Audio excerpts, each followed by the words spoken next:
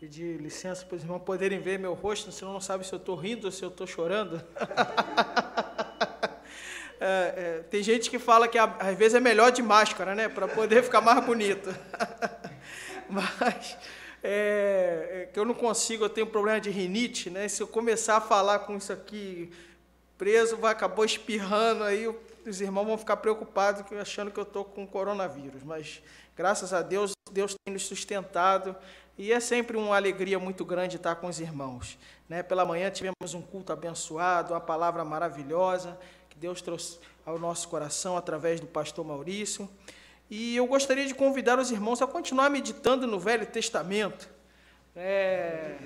O Velho Testamento tem muitos ensinamentos que, apesar de ser escrito muito antes do Antigo Testamento, parece que nós estamos lendo as manchetes, né, pastor? Porque é uma mensagem muito atual. E esses textos que eu vou ler com os irmãos falam muito ao meu coração, consolam, confortam e animam o meu coração de ver que as coisas que nós passamos, grandes servos de Deus também passaram. Jeremias capítulo 45, versículos de 2 a 5, foi uma palavra que Deus trouxe pela instrumentalidade de Jeremias para talvez o único amigo que Jeremias de fato teve em todo o seu ministério. Trata-se de Baruque, que era o seu escriba. E Baruque, um belo dia, estava se queixando para Jeremias por todas as aflições que eles estavam passando, talvez reclamando, que ninguém se convertia, o povo muito duro. Eu, quando penso nisso, eu me lembro do meu início de ministério pastoral, lá na Congregação Batista em São Gabriel, que alguns domingos eu tive que fazer o culto, eu e a minha esposa, e não tinha internet, e era só eu e minha esposa mesmo. E às vezes eu talvez me sentia um pouco como Baruque, e a mensagem de Jeremias foi uma mensagem dura, mas de ânimo e de conforto para Baruque. E também eu gostaria de ler Zacarias capítulo 4, versículos de 6 a 10. Jeremias 45, versículo 2, diz o seguinte: assim diz o Senhor, o Deus de Israel, acerca de ti, ó Baruque, disseste, ai de mim agora, porque me acrescentou o Senhor tristeza sobre minha dor. Estou cansado do meu gemido, não acho descanso. Assim lhe dirás, isto diz o Senhor, eis que o que edifiquei eu derrubo, e o que plantei eu arranco, e isso em toda essa terra. E procuras tu grandezas para ti mesmo? Não as procure, porque eis que trarei mal sobre toda a carne, diz o Senhor, porém te darei a tua alma por despojo em todos os lugares para onde fores. Em Zacarias capítulo 4, versículos 6 a 10, é um outro profeta menor, apesar de não era baixinho, provavelmente era maior do que eu e o pastor Maurício, mas os livros dos profetas menores realmente são menores do que os livros chamados profetas maiores. E Zacarias foi alguém que, como Abacuque, foi confrontado por uma realidade triste, uma realidade dura, mas depois de Abacuque, Abacuque, contemporâneo talvez de Jeremias, viu uma destruição que estava iminente pelos caldeus, o juízo de Deus sobre a impiedade e a injustiça que estava pairando sobre o povo. E o povo foi para o cativeiro, e quando voltou dos 70 anos de cativeiro, teve uma dura realidade, a realidade da reconstrução do templo, e de ver em ruínas aquela que era uma das grandes maravilhas da construção, o Templo de Salomão, que ele estava sobre cinzas, e Zacarias, com o seu ministério, foi usado por Deus para sacudir o povo, e o povo estava desanimado, e Zacarias capítulo 4, versículo 6, Deus responde e fala a Zacarias dizendo, esta é a palavra do Senhor a Zorobabel, dizendo, não por força, nem por violência, mas pelo meu espírito, diz o Senhor dos Exércitos. Quem és tu, ó monte grande? Diante de Zorobabel serás uma campina, porque ele trará a primeira pedra com aclamações, graça a ela. É pela graça mesmo, irmãos. E a palavra do Senhor veio de novo a mim, dizendo: as mãos de Zorobabel têm fundado esta casa, também as suas mãos a acabarão, para que saibais que o Senhor dos Exércitos me enviou a vós. Porque quem despreza o dia das coisas pequenas, pois este se alegrará vendo o prumo na mão de Zorobabel. São os 7 olhos do Senhor que discorrem por toda a terra. Meus irmãos, que promessa maravilhosa Zacarias deu para Zorobabel. Zorobabel que lançou o fundamento e a obra ficou parada e não tinha expectativa dela retomar. E Zacarias chegou para ele e falou: olha, não por força nem por violência, mas será pelo meu espírito. Olha, essas mãos que lançaram os fundamentos também estarão com um prumo levantando até o final esta obra. Que maravilha! Vamos baixar nossas cabeças e vamos orar. Senhor nosso Deus, confessamos diante de Ti a nossa fraqueza, a nossa pequenez, diante das dificuldades deste mundo, diante das provações. Reconhecemos diante de Ti a nossa pequena fé e a nossa total dependência da Tua graça e da Tua misericórdia. Pai, que Tu venha falar ao coração de cada um de nós e que tenhamos esta disposição, essa confiança de saber que não é por força nem por violência, mas é pelo Teu Santo Espírito, e que a certeza que aquele que começou a boa obra é fiel para completá-la em cada um de nós. Fala aos nossos corações nesta noite, através de mim e apesar de mim, em nome de Jesus. Amém. Realmente, hoje nós vivemos um mundo que gosta de coisas grandiosas, né? E tende a desprezar aquilo que é pequeno, aquilo que é acanhado, né? As pequenas coisas são desprezadas. Precisou vir um momento de pandemia para a gente aprender a valorizar pequenas coisas na nossa vida, a oportunidade de estar na igreja, de vermos uns aos outros, de ter as lojas abertas, de ter os serviços funcionando. São pequenas coisas, mas que no dia a dia, no corre-corre da nossa vida, acabam sendo desprezadas. Até mesmo no meio evangélico, nós valorizamos os mega eventos, os mega templos, as mega programações, e muitas das vezes o sucesso do ministério de um pastor tende a ser medido pelos seus colegas de ministério pela quantidade de batismos, pela quantidade de conversões, pelos relatórios, como se nós fôssemos totalmente reféns de tamanho ou de número. A grande verdade é que vivemos um verdadeiro consumismo e materialismo em que as pessoas não são julgadas pelos que elas são, mas sim pelo que elas têm. Desprezamos homens simples, mulheres simples, mas com suas fés inabaladas, que não arredam da sua confiança em Deus para nos impressionar com supostos grandes homens da fé que abraçam a teologia da prosperidade e ostentam aviões, carros importados e outras coisas mais.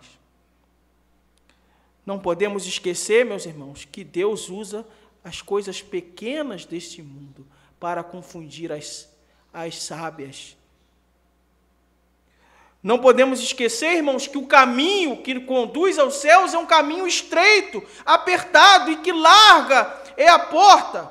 Espaçoso o caminho que conduz à perdição, e muitos são os que a encontram.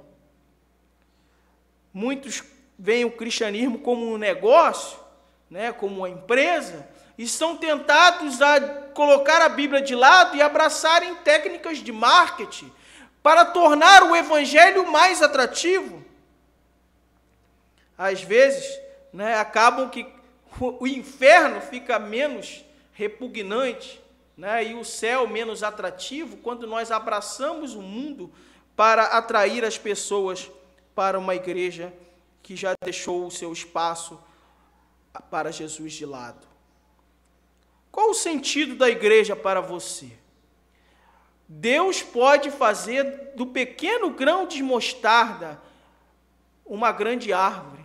Deus pode fazer de 12 homens chamados, não eram os mais capacitados, não eram os mais inteligentes, não eram os mais estudados da sua época, eram pessoas simples. Havia um publicano, haviam pescadores, nenhum doutor da lei, né? Nenhum grande estudioso, mas com aqueles 11, né? E com 70 discípulos, apesar das multidões que iam atrás de Jesus do milagre, era aquele seu círculo pequeno que bebia da palavra de Deus, e para aqueles que Jesus falou: ide por todo o mundo e pregai o evangelho a toda a criatura. Não precisamos tornar o inferno e o pecado mais atrativo, porque o nosso prazer está na presença do Senhor. O nosso prazer está, por menor que pareça ser, estarmos numa noite de domingo com os nossos ouvidos abertos, com a palavra de Deus aberta, lida, cantada aos nossos corações. Esse é o nosso prazer, esta é a nossa alegria, por menor que isso possa parecer para o mundo. Porque Deus, em primeiro lugar, não despreza os pequeninos. Já parou para pensar que o mundo caminha a passos largos? Dizem que em menos de 20 anos nós teremos quase 10 bilhões de pessoas no mundo. 10 bilhões, 9,5 bilhões. Né? Eu já até perdi a conta que quando eu era criança, estudava, era 5 bilhões, depois 6 bilhões. Hoje diz que em 2020 talvez seja 7,8 bilhões. Mas olha, é muita gente, é como o grão de areia na praia, na beira do mar. E a gente é um grãozinho. Mas Deus não te despreza, meu irmão. Porque de bilhões de pessoas não existe ninguém igual a você. Você é especial, você é único, e foi por você que Jesus morreu. E Deus tem um plano na sua vida. Deus tem um plano para a nossa vida. Deus tem um plano para esse bairro. Deus tem um plano para esta igreja. Por menor que possa parecer. Os de pouca força encontram a aprovação e o cuidado do Senhor. Quando a palavra de Deus diz que os jovens se cansarão e os mancebos certamente cairão, mas os que esperam no Senhor renovarão as suas forças, subirão com asas como águias, correrão e não se cansarão, caminharão e não se fatigarão. É Deus quem dá o crescimento. Não nós não temos controle do nosso tamanho, do nosso potencial, não temos controle nem da nossa conta bancária. Só sabemos que Deus é quem provê todas as nossas necessidades. Deus espera a fidelidade de nós, mas nas mínimas coisas, porque aquele que é fiel no mínimo, será fiel no muito, porque foste fiel no mínimo, sobre o muito te colocarei. Entra no gozo do teu Senhor, é a parábola sobre os 10 talentos. Interessante, em Marcos capítulo 12, versículos de 38 a 44, quando os discípulos estavam observando as pessoas colocarem suas ofertas no gasofilácio, no templo, e as pessoas botavam moedas de ouro, botavam grandes valores, e veio uma viúva e colocou 2 moedinhas. Ao que os homens, isso aí parecia um valor irrisório, nada daria para comprar com aquele dinheiro. No entanto, Jesus falou que aquela mulher, ela deu muito mais do que todos os outros, porque ela deu tudo o que tinha.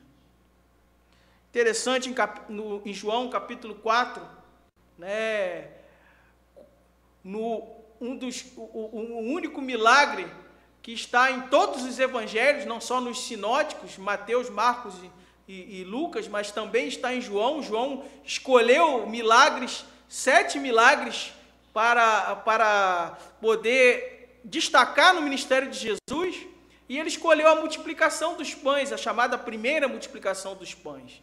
Mas ele dá um detalhe muito interessante que Mateus, Marcos e Lucas eles não focam, que havia um menino naquela multidão. Enquanto ninguém tinha trazido comida, aquele menino tinha trazido o seu lanchinho, 5 pães e 2 peixinhos. Mas aquele menino não foi egoísta. Ele entregou o seu lanche para Jesus. E os discípulos falaram: mas que é isso para tantos? Né? O que a gente pode pensar, né, quando nós colocamos a nossa oferta mensalmente na igreja da Urca para o sustento da obra? Senhor, o que é isso? O que isso significa? 5 pães e 2 peixinhos nas mãos do Senhor, pôde sustentar uma multidão, 5.000 homens, sem contar mulheres e crianças, né? E ainda se recolheram 12 cestos. Porque aquela pouca coisa estava nas mãos de Jesus. A importância não está em nós, irmãos. O tamanho não está em nós, porque nós somos pequenos e assim devemos nos reconhecer, para que haja espaço para que o poder e a graça de Deus se aperfeiçoem em nós. Me lembro disso, uma história, uma fábula, essa fábula inspirada na entrada triunfal de Jesus, diz que um burrinho chegou para sua mãe todo prosa, falando: mãe, eu estava arrasando, eu entrei em Jerusalém e olha, você precisava ver, a multidão jogava as vestes no caminho, as pessoas passavam e aclamavam e gritavam para mim e me ovacionavam. E a mãe achou muito estranha aquela história. E o burrinho voltou no dia seguinte. E no dia seguinte as pessoas escorraçaram e batiam no burrinho. Sai daqui, burro, sai daqui, que você está fazendo aqui? Até que amarraram o burrinho numa árvore. E a mãe do burrinho falou: meu filho, como pode ter mudado tanta situação? Tinha alguma coisa? Você estava carregando alguém quando as pessoas pararam para te ver? Ah, mamãe, tinha um tal de Jesus montado em mim. Aí a mamãe burra virou para ele e falou assim: olha, você sem Jesus não passa de um burrinho. Às vezes, nós achamos que a glória é nossa. Às vezes, a gente acha que a obra é nossa, que a igreja é nossa. Não é nossa. Ela pertence a Deus. Porque sem Deus, nós não passamos de um burrinho. A bênção está em ser um instrumento, e nós não podemos nem nos gloriarmos de sermos instrumento, porque, olha, Deus pode me usar, pode usar os nossos pastores, usar cada um dos irmãos, mas Deus usou uma mula. Números capítulo 22, versículo 28, né? Quando Balaão queria, porque queria ir lá para Baraque, para os moabitas, para ver se Deus deixava com que ele amaldiçoasse o povo de Israel, para ver se ele ganhava o seu prêmio. E teve uma hora que a mula viu o anjo, né? E ele ficou emperrado e não tinha, e diz que a mula pegou e se agachou e quase derrubou Balaão, que estava montado. E Balaão batia na mula, mas a mula tinha visto o anjo do Senhor. Isso está escrito em Números 22, 28 em diante. E aí diz que Deus abriu a boca da mula. E aí Balaão estava tão obstinado em ir contra a vontade de Deus, que ele até nem estranhou o fato da mula falar, né?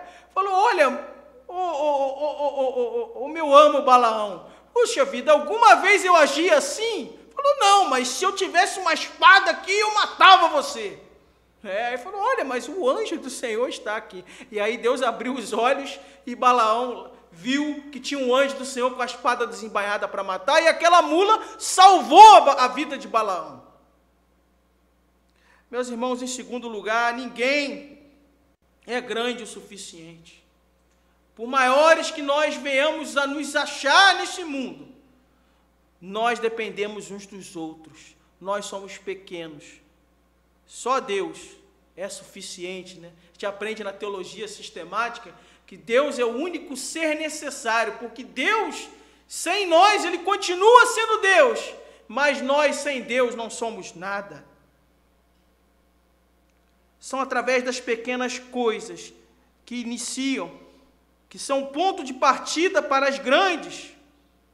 Nós só precisamos perguntar a Deus, né, como o pastor Maurício iniciou a sua meditação, de até quando, Senhor? Quando Tu há de cumprir a Tua promessa? Abrevia os dias, Senhor. As almas debaixo do altar, no Apocalipse, na visão, né, do selo, quando foi aberto, Senhor, até quando? Até quando nós temos que esperar para ver o Teu poder, para receber as bênçãos que Tu tem para nós? gosto muito de um hino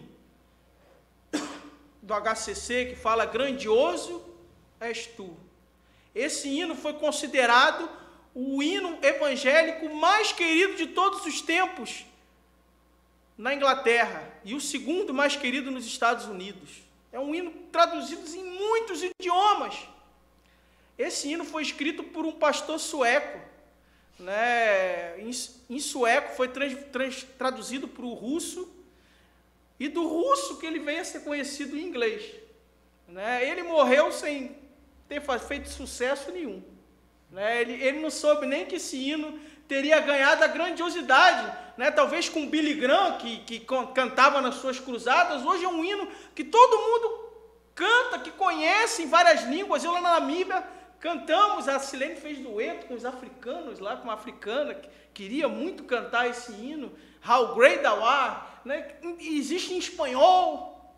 Esse homem morreu sem ver o sucesso, porque o sucesso não era dele, porque grandioso é o Senhor, não nós. E Deus pode fazer, né, como Abraão, que morreu sem possuir nada na terra prometida. Ele só possuía a caverna de Macpela, onde enterrou Sara, sua mulher, e onde foi enterrado. Mas ele creu na promessa de Deus, e isso foi imputado por justiça. Meus irmãos, Jesus não começou com uma multidão e nem começou com os confins da terra. Ele começou em Jerusalém, Samaria e Judeia, até os confins da terra. Os apóstolos não eram a elite, nem os maiores e melhores homens da sua época, quando foram recrutados por Jesus. Como o nosso pastor Raimundo esteve pregando no domingo passado, né? Gideão foi convocar a multidão lá dos seus soldados, os valorosos, né? Ele tinha uma multidão de midianitas, 135 mil soldados. E quando Gideão convocou um povo, apareceram 32 mil. Era pouco, gente. 135 mil para 32, né? Quer dizer, tinha que cada um enfrentar 4. Eu, pequenininho, do jeito que eu sou, né? Ainda bem que hoje em dia tem arma para o combate, né? Não daria no corpo a corpo, não daria para dar conta de 4. Eu não dou nem conta de 1, quanto mais 4. E aí Deus falou: olha, tem gente demais, pode tirar, né, pastor Raimundo? 32 está muito, vai, tira os que estão com medo. Aí tirou 22 mil, sobraram 10 mil. Falou: não, tá muito ainda. Vai lá, leva para a fonte para beber água, né? E a gente tenta até entender se foi algum tipo de prontidão, que só 300 pegaram água com a mão e trouxeram a boca para beber, né? Os outros diz que lambiam a água, que nem cachorro. E aí Deus falou: ó, esses 300 que eu vou liberar, que eu vou liderar. Não dá para entender a lógica de Deus, irmãos. Os 300 obedeceram e ganharam a batalha. A diferença estava na ordem e no comando de Deus, e em sermos capazes de, ainda que poucos, obedecer, sabendo que obedecer é melhor do que sacrificar. 1 Samuel 15, 22, o atender melhor é do que a gordura de carneiros. Sabendo que Deus, ele não vê como vê o homem. Quando Samuel, depois de se impressionar com o tamanho de Saul, e depois se entristecer ao ver as grandes coisas erradas que Saul fez, né, Deus mandou que Samuel fosse até a casa de Jessé para ungir um dos seus filhos como rei de Israel.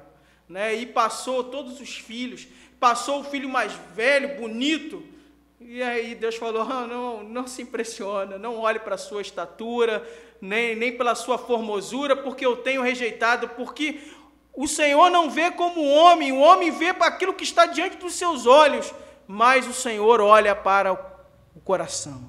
Deus olha o nosso coração. Me lembro de Jesus pregando, né, usou o barco de Simão Pedro para a multidão não o apertar, né, naquela época, evitando aglomeração, né, foi para o mar, aproveitando a brisa do mar como alto-falante natural para levar o som da sua voz, e depois de ele terminar de pregar, chamou Pedro e falou: Pedro, agora vai lá do outro lado e lança as redes. E aí Pedro falou assim: olha, você está querendo me ensinar? Eu sou um pescador experimentado, né? Deve ter pensado isso. Ele não falou isso, né? Mas deve ter pensado, poxa, qual é o melhor horário para pescar? É de noite, né? Que os peixes estão, né, prontos para fisgar ou serem fisgados pela rede. Estão dormindo. Mas, Pedro falou, mas sob tua palavra lançarei as redes. Nós não pegamos nada a noite toda, mas sob a tua palavra lançarei as redes. Os métodos humanos nada valem diante da palavra do Senhor. Quanto tempo nos resta ainda para vermos a bênção do Senhor na nossa vida, para ver o reino de Deus completamente manifestado aqui na terra, sejamos nós amilenistas, pré-milenistas ou pós-milenistas, né? Não sabemos quanto tempo tem, mas o que Deus nos chama é para perseverarmos na presença do Senhor. Jacó, né, estava acuado, né, fugindo de Labão, e soube que o seu irmão vinha com 400 homens. E agora? E aí ele encontrou, o anjo do Senhor encontrou em Manaim. E ali ele entendeu o valor da bênção do Senhor, e passou a lutar a noite toda, e falou, só deixarei ir quando me abençoares. E aí diz que Deus tocou, né, o anjo do Senhor tocou na coxa, e Jacó saiu mancando. Diz que toda a vida Jacó ficou mancando. E ele foi enfrentar o seu irmão, né, encarar o seu irmão mancando.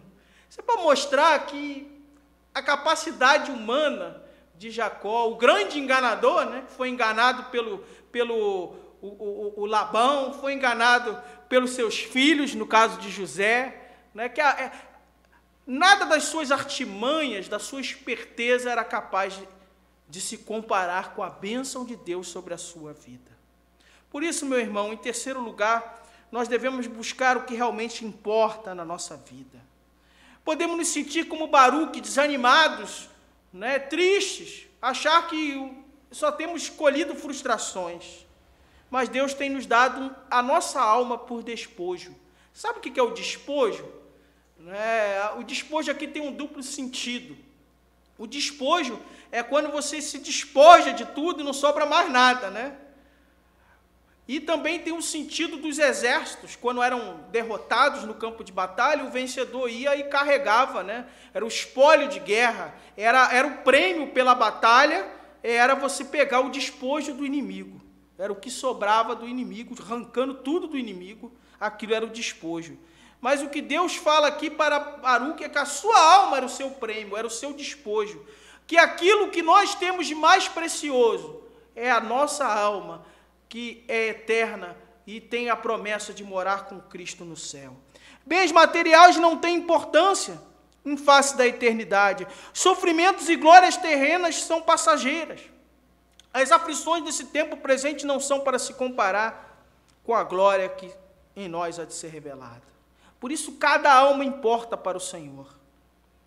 Interessante que Jesus pregou para multidões, sim, mas os grandes encontros, né, de Jesus foram o que mais marcaram o seu ministério. O encontro com Nicodemos à noite, né, ele podia falar, puxa vida, Nicodemos, você está com medo dos outros, o que os outros vão dizer? Podia nem ter recebido Nicodemos, mas ele ensinou a Nicodemos à noite. Ele parou com a mulher samaritana na beira do poço. Meu irmão, não despreze uma alma sequer que Deus tem colocado no seu caminho para você testemunhar. A nossa vida terrena é o começo pequeno das bênçãos inefáveis no céu. E ainda o que nós temos são apenas prenúncio da glória que em nós há de ser revelada. Grandes começos podem ter humildes e trágicos finais. Quando nós ficamos impressionados, eu lembro do grande navio chamado Titanic, que na inauguração desse navio, em 1912, foi feita uma grande festa na Inglaterra e o engenheiro que projetou o navio se gabava dizendo que era o maior transatlântico que já tinha sido construído pelo homem, e foi perguntado a ele o que ele diria sobre a segurança daquele navio. E ele falou que nem Deus afundava o navio. E a gente sabe que aquele navio foi o navio de uma viagem só, que afundou. porque se achou grande. Nas pequenas coisas é que são o terreno fértil para a grandiosidade do poder de Deus.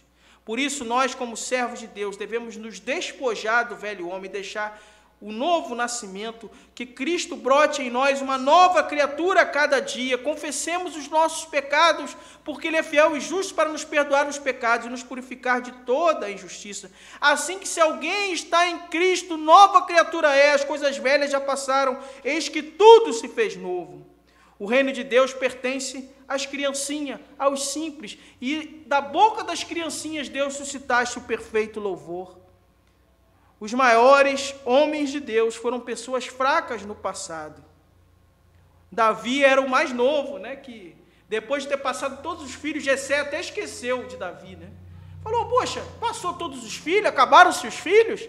Aí você falou, não, tem um aí que é o mais novo que ficou lá com as ovelhas. Aí Samuel falou, olha, nós não vamos sentar para comer enquanto ele não voltar, quando ele não chegar aqui.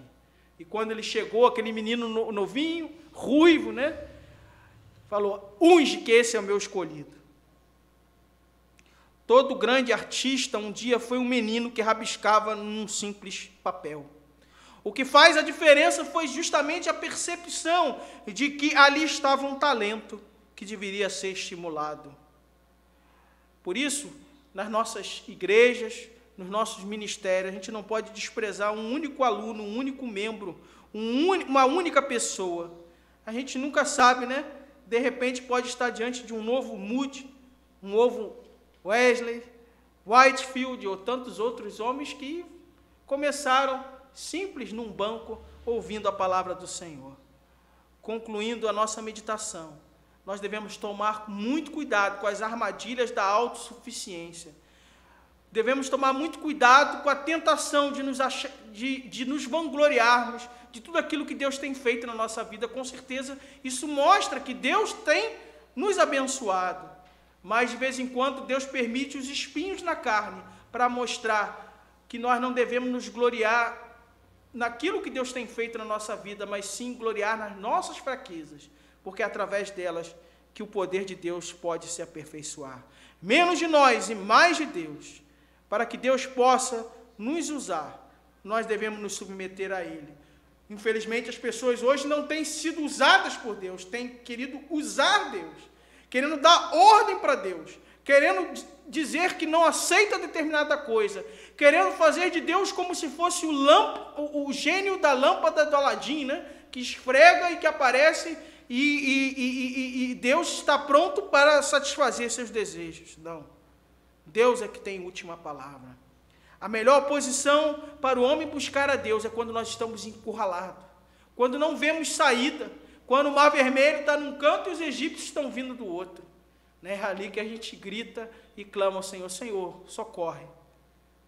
Porque são as pequenas palavras que você diz, os pequenos pensamentos que tem, as pequenas coisas que faz ou deixa de fazer, os pequenos momentos que perde ou usa com sabedoria, as pequenas tentações que te derrotam ou são derrotadas, as pequenas coisas do dia a dia que estão consolidando ou estragando totalmente a sua vida futura.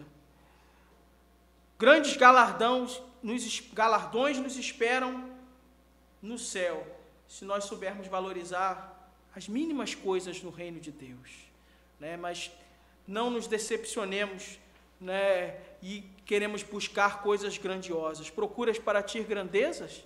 Não, né? A maior grandeza que temos é Deus na nossa vida e o seu poder se aperfeiçoando na nossa fraqueza.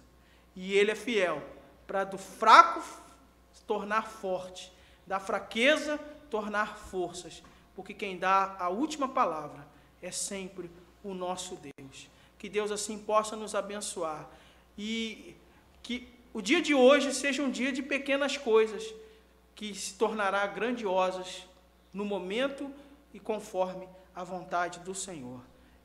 Que Deus assim possa nos abençoar. Amém.